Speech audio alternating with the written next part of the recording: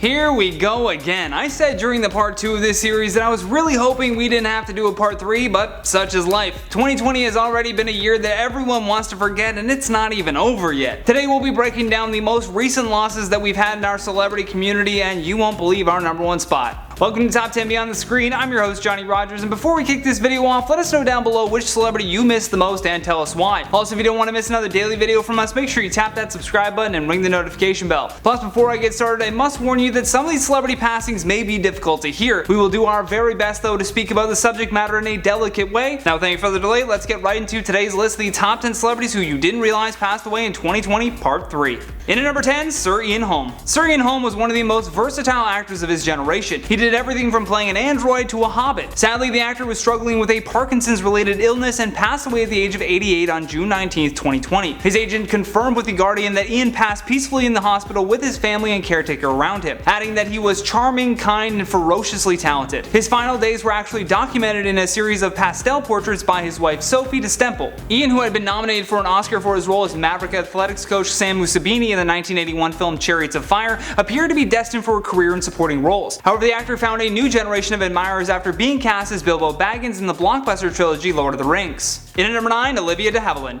Sadly, the last surviving star of Gone with the Wind has passed away at the age of 104 from natural causes at her home in Paris. The two-time Oscar winner lived in Paris for more than 6 decades and emerged as a star during the classic movie era. She first began as the romantic partner for actor Errol Flynn in the films Captain Blood and The Adventures of Robin Hood. Then she moved on to play Melanie Hamilton Wilkes in Gone with the Wind, which is still considered the top money-making film of all time when adjusted for inflation, of course. Olivia was born in Tokyo, Japan to British parents, and her parents divorced when Olivia was just 3 years old. Then she moved with her mother and sister to California. After graduating from high school, where she fell prey to the acting bug, Olivia enrolled in Mills College in Oakland. It was while she was at Mills that she participated in the school play A Midsummer Night's Dream, and she was spotted by Max Reinhardt. She impressed Reinhardt so much that he picked her up for both his stage version and later the Warner Bros. Film version in 1935. In at number 8, Steve Priest. Another devastating loss was Steve Priest, who was the founding member of glam rock band called Sweet. Steve was the bassist and singer on hitmakers such as Ballroom Blitz, Fox on the Run, and Love is Like Oxygen. Steve passed away at the age of 72, but the cause of his death has still been unannounced. The band's official Twitter page posted a statement from Steve's family, who said, "It is with a heavy heart that we announce at 8:25 a.m. today, Steve Priest, founding member of the Sweet, passed away. He is survived by his wife Maureen, 3 daughters Lisa, Danielle, and Maggie, and 3 grandchildren Jordan, Jade, and Hazel." In at number 7, Herman Cain. The second that people like Tom Hanks, Rita Wilson, and Idris Elba were infected with the novel coronavirus in early March, there was a noticeable shift in the way that people were responding to this pandemic. The messaging on whether or not to wear a mask was highly debated, but now it's clear that by wearing them we can actually prevent the spread. 2012 Republican presidential candidate Herman Cain strongly believed that we didn't need to wear a mask. He even tweeted a photo of himself at a Trump rally with no mask and no social distancing, captioning the photo with, "Here's just a few of the black voices for Trump at tonight's rally, having a fantastic time." Sadly, just 9 days later, Cain tested positive for the virus. The 74-year-old then died from COVID-19 on July 30th after spending the majority of the month in an Atlanta area hospital. In at number 6, Caroline Flack.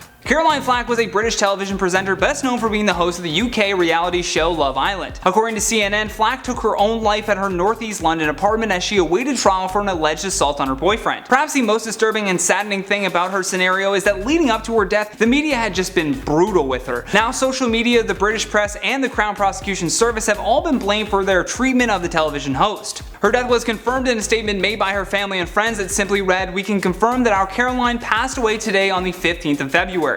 Adding, "We would ask that the press both respect the privacy of the family at this difficult time." Flack's mother, Chris Flack, said that her daughter had faced a show trial and been hounded by the press in the weeks before she took her own life. There's also a letter that she wrote that has been released by her family, but we don't really have the time to go through all of it. However, I highly recommend that if this case is in particular of interest to you, go find that letter online. It's quite heartbreaking that this became her only option when the public turned on her. Very heartbreaking. In number 5, HARUMA MIURA. First things first, I'm so sorry if I mispronounce anything here. Doing my best, but Japanese pronunciation always messes with me, so please feel free to comment any corrections down below. HARUMA made his acting debut in 1997 with a Japanese TV drama called Agri, but really rose to popularity in 2007 after starring in the film Koizora. He even won the Newcomer of the Year award at the 31st Japan Academy Prize. In addition to the incredible career that he had as an actor, he also became a successful singer in 2019 with his first single called Fight for Your Heart. Sadly, on July 18, 2020, his body was found unresponsive after hanging himself in the closet at his home in Tokyo. He was rushed to hospital where he was then pronounced dead at 2:10 p.m. A note was discovered in the room as well, which at the very least put the idea of foul play out of the question. The note, which was written in his notebook, was undated, but he expressed anxiety and thoughts about dying. In at number 4, Benny Mardones. Ruben aka Benny was an American pop singer and songwriter noted for his hit single Into the Night. That song hit the top 20 on the Billboard Hot 100 chart twice in 1980, coming in at number 11, and again in 1989 at the 20th spot. The song was from his album Never Run, Never Hide, which ended up going platinum. Its success catapulted Benny into the limelight, but he soon would spiral into substance abuse that resulted in being dropped by his label. Benny had been diagnosed with Parkinson's disease in 2000, but continued to tour and perform until the mid-2010s. In July of 2018, he underwent deep brain stimulation to reduce his motor symptoms, but complications from multiple surgeries resulted in coordination issues that resulted in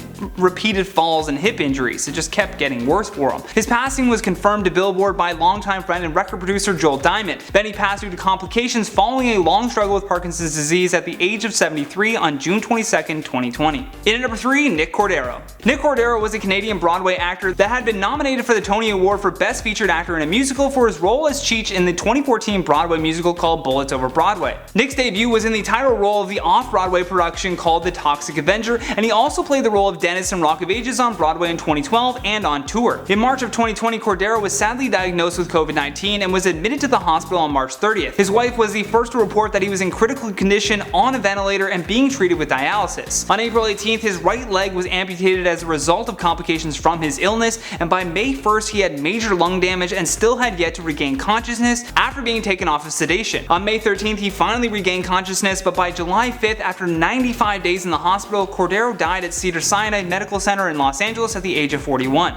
In at number 2, Brian Howe. Brian Howe was the former frontman of the British rock group called Bad Company. Brian's first big gig in the US was with rock legend Ted Nugent in 1984. He had been sending his songs to Atlantic Records in London, attempting to get a deal, but they never really liked his voice. One day though, a woman overheard him who worked for Atlantic and thought that his voice would be perfect for the next Ted Nugent album. His manager Paul Easton said that Brian was never satisfied with his work and always attempted to push himself to be better. While speaking with Billboard magazine, Paul said, "Anybody else who sang like him would be thrilled, but I'd call him after a show and he'd go, I could have done better. That was just him, nothing was ever good enough, he was always pushing." Sadly, Brian passed away at the age of 66 on May 5th from cardiac arrest. Last but certainly not least, our number 1 spot, Betty Wright. According to reports from multiple media outlets, the great soul singer by the name of Betty Wright passed away from cancer at the age of 66 at her home in Miami on May 10, 2020. Betty began her professional career in the late 1960s when she was only a teenager. She quickly rose to fame though through the 1970s with big hits such as Clean Up Woman and Tonight is the Night. She also became a prominent figure with her use of whistle register, which for those of you who don't know is the highest register of the human voice, lying just above falsetto. Her work in the music industry has certainly left behind a legacy that will be unmatched for many years to come. Her work has been sampled many times over the years by hip-hop, rock, and R&B musicians. Betty Wright even won the Grammy Award for Best R&B Song for her composition of Where Is the Love at the 18th Annual Grammy Award in 1976. She will truly be missed by all. And that has been the top 10 celebrities who you didn't realize passed away in 2020, part 3. Hope we don't have to do a part 4. Thank you so much for watching, and thank you to our editors for all of their hard work. If you enjoyed this video, please show us some love here by tapping that like and subscribe button. Plus, don't forget to leave us a comment down below with your thoughts on today's list. And for more videos like this one, all you gotta do is tap that playlist when it pops up. From top 10 beyond the screen, my name is Johnny Rogers, and until next time, stay safe out there.